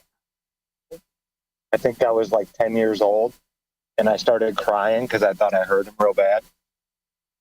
I did a roundhouse. Guy had been karate, and I did a roundhouse kick and caught him like right in the liver. And he just made this. His face made this. I thought I killed him. The guy just started. He was my best friend. He was my. And I just bawling my eyes out because I thought I really hurt him bad. I was like, okay, I don't like hitting people. It's fun. But yeah, that's the last time I've hit somebody in like anger. That's crazy, isn't it? Yeah. I can remember the last time I did, and actually I took 2 beatings back to back that night because this guy, he was like a military police, big dude. He was the singer of this band I was in for a while. I'm not going to tell you their name because it's so shitty, but their name is Voodoo Prophet. If you go back and listen to that, it's pretty funny. But he beat my ass. Like, I don't think I landed anything. And then right about the time I'm down on the ground and over it, my wife and his wife walked through the door because we were at a house party next door to the house that he lived in. So I get back up and go for it again, and it goes just as bad the second time. One of the finest ass whoopings I've ever taken. Of course, we bonded over later. He was holding me. I don't remember saying this at all. I blacked out the night, but he said he was holding me like a wounded beach at Normandy, like wounded soldier. And apparently I said something like this. I can't believe I'm about to admit what I said. But I was like, punk rockers don't hit that hard, man. Oh, good times. I don't remember saying some shit like that. Yeah, but that's the last bad one I've taken, I think. That was just after I almost took that one in jail. I told you guys about that, right? Where I pretended to be a kickboxer. No? I told that story recently somewhere. I thought so. It might have been here. Yeah. No, I don't think so. Yeah, I think I heard. I remember you having a little bit of clout because you were a drummer and you could make beats so they could do their rap battles. Right. Okay. Well, same story. And a guy was letting me write a cigarette. And the next morning, he's like, hey, I'll take your oatmeal. And I said, the fuck you will. And he's like, all right, I'll see you in there, motherfucker. And then I realized he wasn't kidding because I thought we bonded the night before, So I knew I had to do something. And I went to quick acting mode. And you had to go to a different pod to eat. So you're not going to miss your tray. So I dramatically flipped my tray across the room. And I went back in there. And I knew people on the bunks leading to the showers. That's where you fight. That's where there's no cameras. I knew that people would tell them. They heard me say this. And I walked by all his friends, a bunch of, thug guys, and was like, I don't want to fucking do this because I'm a kickboxer. But if this motherfucker wants to fight me, tell him I'm sitting here waiting. So I go in the bathroom and I'm pacing like, if he calls my bluff, I'm a dead man. He was like, fuck. Like, I would have ate shit and died. Probably got raped a few times. But he bought it. And he was like, hey, I do remember you saying you're hard of hearing because of drumming, but I did say if you smoke this, you got to give me a breakfast item. But yeah, I said I was a kickboxer. Never kickboxed a day in my life. And they ate it. I never thought about it. That's actually a good... as long as it works, but it's worth doing, I think. Well, it sounds fun now. It sounds like a good story now, but in the moment, I'm like, oh my God, there's no way they're going to buy that. Don't get me wrong. Yeah, I know. But yeah, I mean, because of that G Unit, if you look him up, he's multi-platinum. I helped program drums on his demo. His name, 50 Cent, put him in G Unit, 50 Cent's crew, is Young Buck. If you look that up, that's who I woke up, and he was like one bunk down from where I was. And I just heard one morning, after telling the story, trying to get some clout, I wake up one morning going, hey, this white boy here said you guys are friends. And Young Buck sits up and goes, Rico!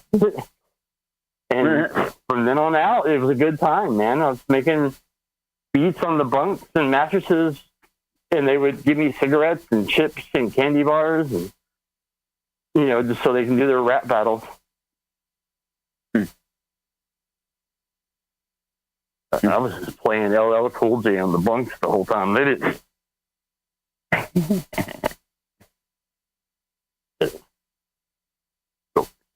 I was locked up with Meek Mill. I didn't see him. You know that name? Maybe it's just the same place.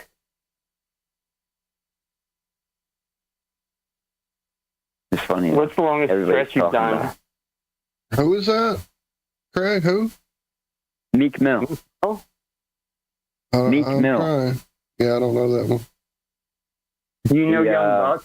Well, that name. Look up Young Buck real quick and see if he's multi-platinum. Please, sir. Because I'm curious. I always tell people it's the multi-platinum guy, but I'm not 100% sure of that. I mean, by the money that they were flashing. White boy can't hold his smoke. They said that every night I'd smoke out in the vocal booth. And they smoke different than white people. That's just true. You know, I smoke half a joint and I'm like, Taco Bell they smoke fucking blonde. Yeah. Big blonde. Hey, honey, is KFC still open? Are you even finding Young Buck? I mean, I see him, but I don't know how to find out how much, like, selling he's doing. I'm not searching this right. Just how many records has Young Buck sold? Well, I tried. Each million is a platinum. Okay, over 2 million copies of his Straight Outta Cashville. Yeah, which is Nashville. Wow, 6 million. 3.3 million worldwide. Good for him. His whole body was covered in those tattoos by that tattoo artist known as Cartoon. Like he does Travis Barker's tattoos and Eminem's and Kid Rock's. Like, you know what I'm talking about? That tattoo artist? Yeah, vaguely. Very street, lowrider looking stuff, you know? Mm-hmm. Man, thank God he remembered me. Most of the work I did with him was in New York. New York City.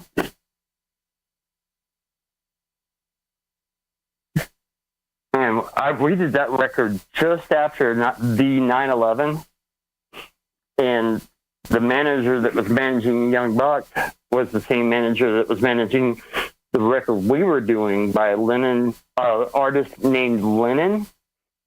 And I remember it took us so long to do the record, pre-production, production, post-production, that she would have had to sell 1 million records to break even. Well, that record came out on the 9/11. Like it bombed. Yeah. But, yeah. But if you listen to her hit song, Lennon, she opened up for Motley Crue and stuff, but it's called Brake of Your Car, and it's about the bass players squealing brakes in. I got all the laundry. The attic to take a shower. I'm live right now, by the way. Yeah, we've got to take one this morning. Okay. Thank God these are from Walmart. Wow. Don't kill the dog. By the way, you're hot micing, so the whole world knows that you're going to murder a dog. I got a different headphone. Well, I called in early because I found out Josh was alone. And Me too. I promised to hang up when you guys called in, but I can't find my phone to hang up. I don't know where it is. Hey, when you talk to Crumb again, tell him that gentleman that did all the drums for Ringo, his name is Bernard Purdy. I finally remembered, of course, after the show. have a whole different take on that Paul McCartney thing. Ray sent a bunch of shit for me to send to Chrome. Apparently, one was left-handed and the other was right-handed. Wait, hold on. I don't think he died. The last name was Purdy. What was the first name? Bernard. Bernie Purdy would be how he mostly was referred to. Okay. I'll text him after I hang up with you guys.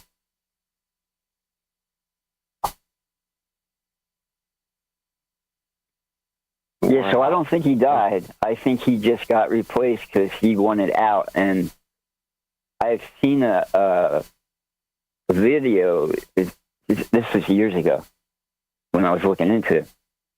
And there is a guy that lives in England, and he looks just like Paul McCartney.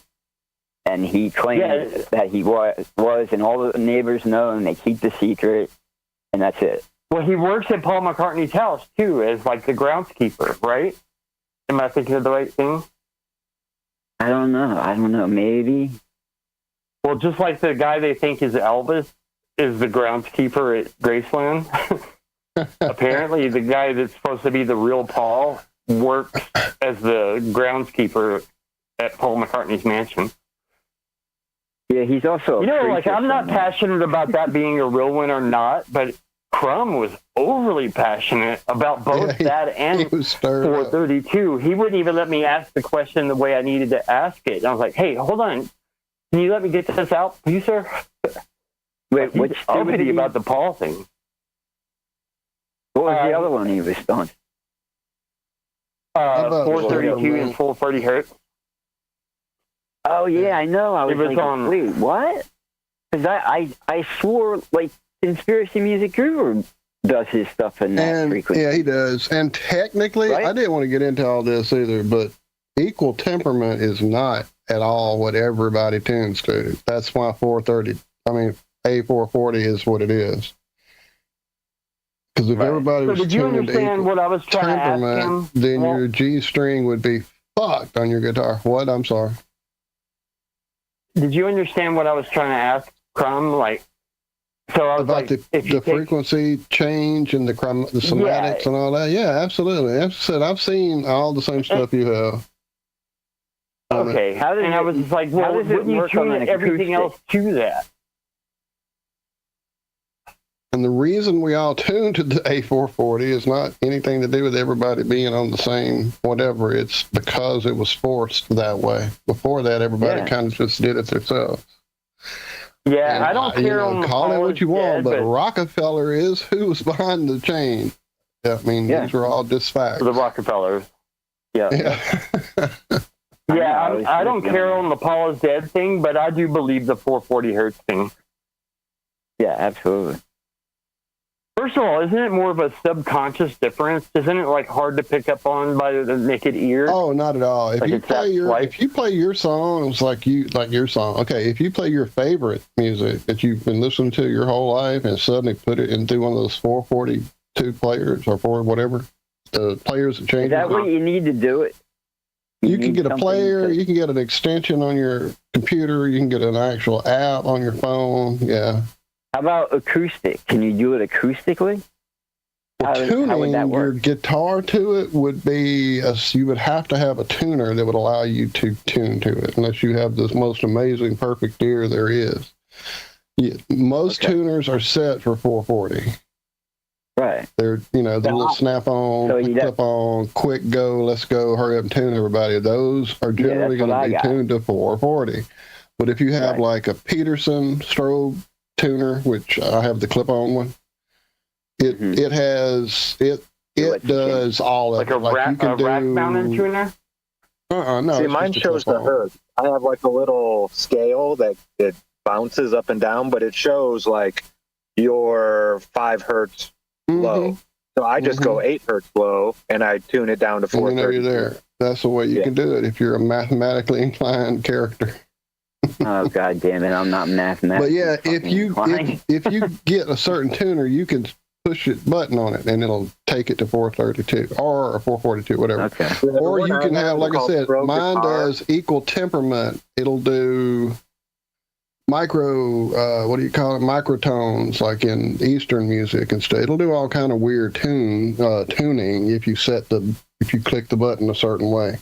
The floor pedal one is even more diverse. It can do all kind of little tricks, but you got to get not all tuners do that. Yeah. Cool. Yeah, I just have an app on my phone. Most tuners don't do that. I can buy it to change it to whatever frequency I want, or I can just look at it and do the math. Now, I've heard that 440 allows you to hit different notes that can't be hit in 432, these harmonics. Is that true? That you can't play those when it's 432? I've never tuned my guitar to it because I dislike the change to the music I play so much. Plus, I do a lot of learning other people's riffs and songs, so for me to figure out their shit, and then, it's complicated. It's already enough of a chore to figure out all the multi-tunings I have to with Mark Tremonti's music already. I literally own an extra guitar because of the variety of fucking keys he tunes his guitars to, so that I don't have to keep fucking with my intonation every time I drop from E standard down to like B flat or whatever, and my shit goes, hey, okay, let's go. Yeah. Here's some off notes for you. That was the whole reason they changed it over back in the day. The Nazis back in the 30s or 40s or whenever it was done. They went from 432 to 440 because 440 had more notes that you could hit. There was these harmonic notes that, when you like hit all three strings at the same time, that bing, brong. Yeah. I think my cymbals swing that. That happening is the physical length of the string. It really has nothing to do with what it's tuned to. You're always going to get those harmonics at the 12th fret, 5th fret, and 3rd fret. Front part of the 3rd fret. Yeah. It's about the division of the length of the strings. The 12th note is exactly halfway from your nut to your bridge. So you get the equal exact replication of whatever string you hit that harmonic with. But if you go up to the 5th fret or 7th fret and the 5th fret and do it, then it changes the note itself to a different note. But they're always going to be there. Like, they're going to always ring out. That the tune you're in is not going to change whether those ring out or not. Now, the harmonics... go ahead. Are you? I thought there was a law. I'll be quick. There probably Zack, is. I could talk about this crap a lot all night, so let's just not. Ray and Crumb played the opening track from No Code. This place up good, didn't it? On my first episode of Hurricane Rico, towards the end, they played, is it Up in the Tree or whatever? The first track from No Code. I don't know. Love you too. My memory isn't that good. Okay, there was a Pearl Jam moment, and I was like, I wish Zack was here. It happened organically. At the end there, maybe so. I may have noticed that actually, now that you say that. I know Ray had done some original stuff. Have you guys heard... Is Zack still there? Have you guys heard Eddie Vedder's stuff? His single stuff? Or not his new stuff, tour stuff or something. Oh, it's an album called from way back. Yeah, I heard the stuff from way back. It's good though. It's like the ukulele stuff he did for Into the Wild. I thought he just put out, but it's not ukulele stuff. But kinda. Yeah. Well, Eddie Vedder did his own tour right around the time he did the Into the Wild soundtrack for Sean Penn, and that was a great tour. I saw that at the Ryman Auditorium, and it was really cool. It was like watching Beck solo live, not Justin Beck, like Beck where it's at Beck. Yeah. In other words, he had props and little things, and it was just a cool vibe. He had his little suitcase with him with his notebook, just trying random shit. It was just like a night with Eddie Vedder in a good way. Oh, yeah. had nothing to do with his politics, because he's a political idiot. He totally buys into the left-right thing. I think, who knows what's real. The last person I know that hung out with Eddie Vedder said that he's obsessed with a show called Project Runway, which is apparently about people trying to become models. And I'm like, Eddie Vedder from Pearl Jam. Yeah, I used to watch that. Runway. Did you? I used to watch that. This one guy was my fucking girlfriend at the time did. My girlfriend at the time did, so, I had to. Right, of course. Well, apparently this guy was putting new hardwood flooring in Eddie Vedder's house, and the whole time he's binge watching Project Runway. Like, oh my God! What? Yeah, it is the Into the Wild album I was talking about. You're right. Look at me go! I used to play Rock and Roll Jeopardy that came on VH1. And I would take away points whenever someone would answer before me. And there's only one person that can beat me at Rock and Roll Jeopardy, which is C.C. DeVille from Poison. That dude knows his Rock and Roll Jeopardy. But I'm really good at it, too. I know just random stuff. Because I've got so many random 6 degrees of separation stories. My mother, her name is Jenny, and her number at one point was literally 857-9309. Yeah, I can't believe that. That's fucking hilarious. And some random weird stories. 857. Wait. Either way, it was the numbers of that song.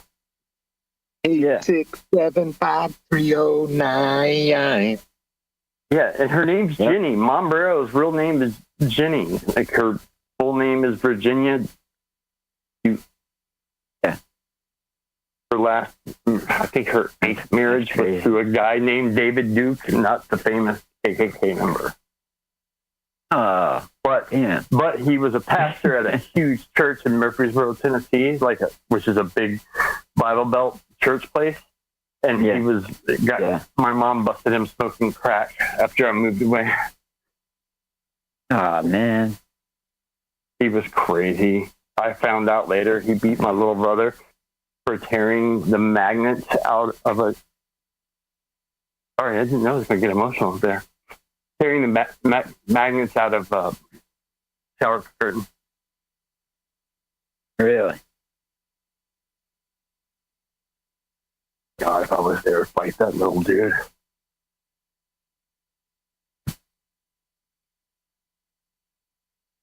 Wow, guys, I didn't mean to go dark there. I didn't know that was going to stir up those emotions. That's all good, brother. I was trying to find my little floaty thing for the app.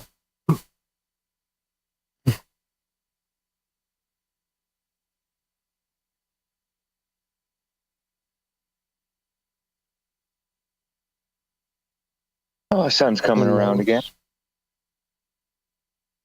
This is for the people of the sun.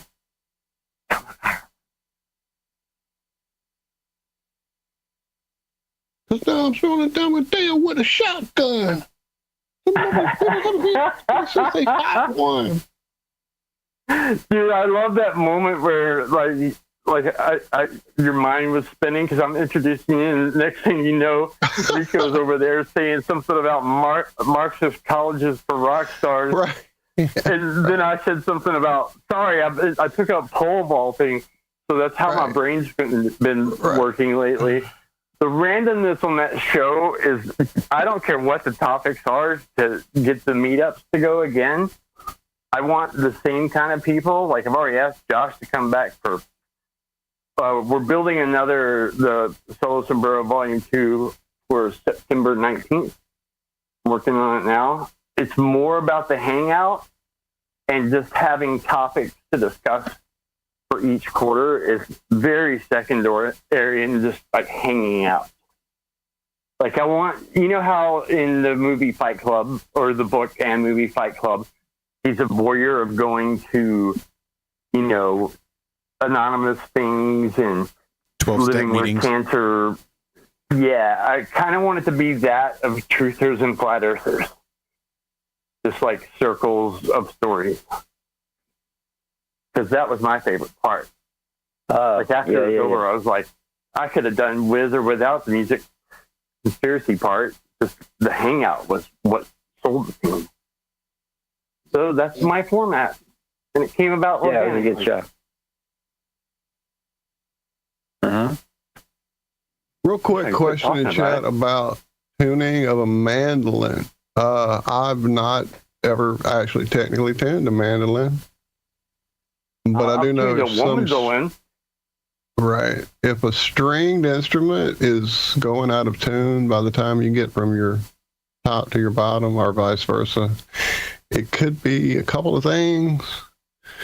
Are they new strings? Have you stretched them?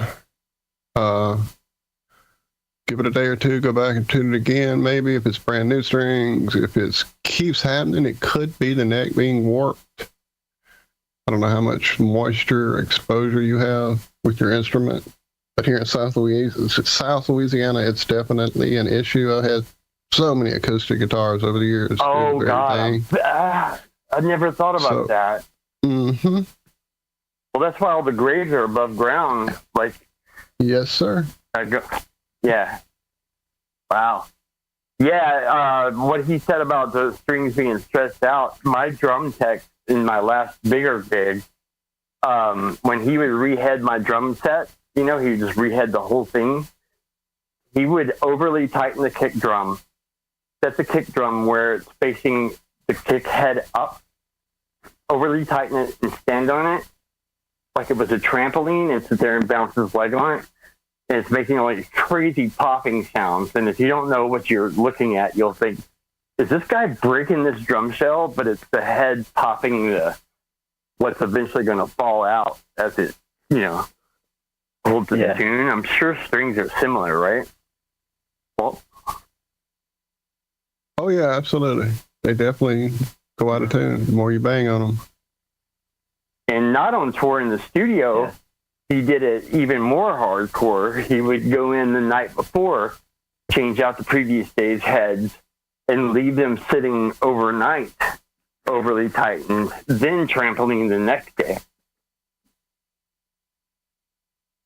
He was a good drum tech.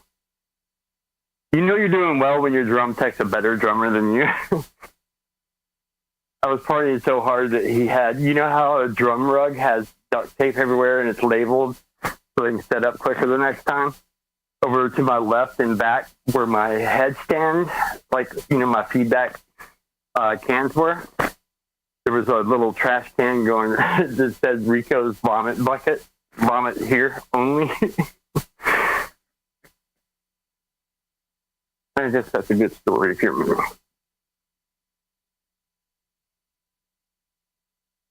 I met some weird people. I met Kurt Loder at that studio gig.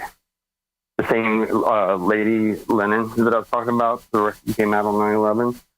Kurt Loder flew in to interview him. Henry Rollins' drummer came in to do a couple tracks. His name's Tim Kane. Yes. I miss Henry Rollins when he was Henry Rollins. And Kenny Aronoff played for Smashing Pumpkins. And who's the pop star that chased you, followed you around? Yeah, John Mellencamp. All right, go on mute for a second, guys.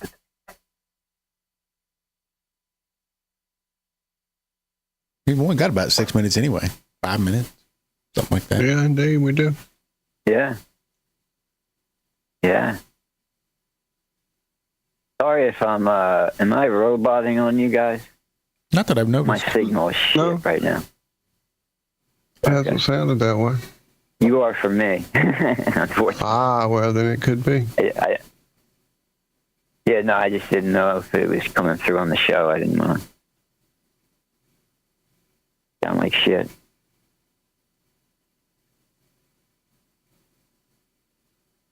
Oh, now I got full bars.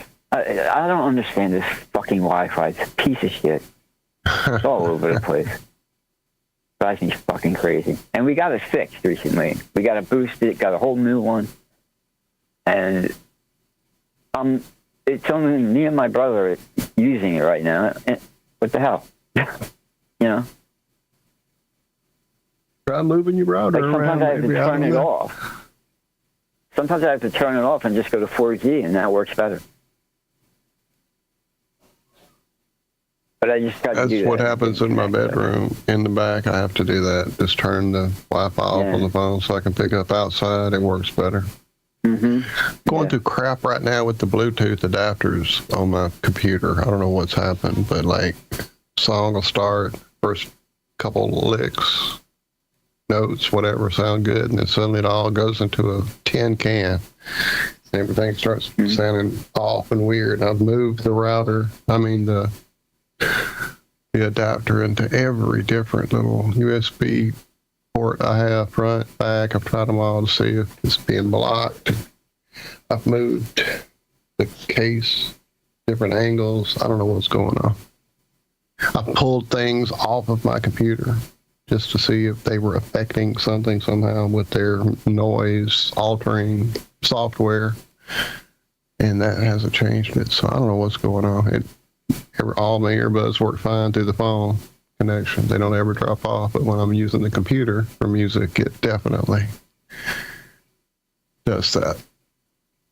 I hate new string sounds. What is wrong with y'all? Oh no, Jack, get some new strings.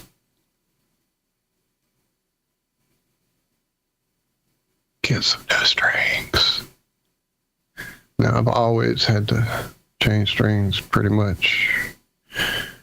Well, it depends on the set. If they're good and they last a long time, I don't worry about it. But if it's like a crap brand that I was stuck on for a few years. What do you use, Walt? Right now, I use for acoustic. Acoustic? I don't really have a go-to set. I've tried a few. I was using the elixirs for a while, but they're kind of expensive for not much really difference. I've tried bronze, not a fan, too dull. But then the steel acousticness are always a little off-sounding, so I go back and forth. But for electric, it's always going to be DR. They last forever. They have a coating that doesn't alter the way they feel at all, like, have that weird waxy feel to them or whatever, and they last nicely for a couple of years. I've always I used to change them like once every 6 months. I would change my strings no matter what. Ernie Ball Earthwoods. I've used those religiously. I've used Ernie Ball.